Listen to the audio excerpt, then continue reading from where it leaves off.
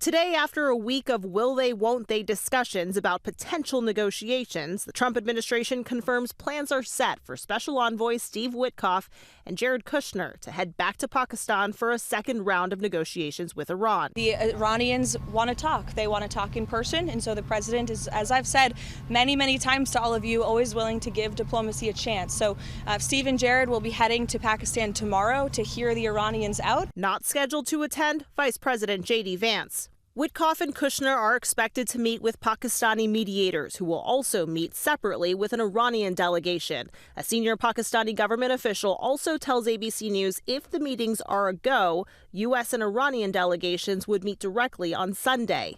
The anticipating meeting comes as the war heads into its third month and during a fragile ceasefire tested largely at sea. Iran insists it has control over the critical Strait of Hormuz, which has stayed effectively closed to ship traffic, despite its reopening being part of the ceasefire agreement. The U.S. military has also asserted control of the strait, boarding and seizing this ship in the region over the weekend, according to the Pentagon.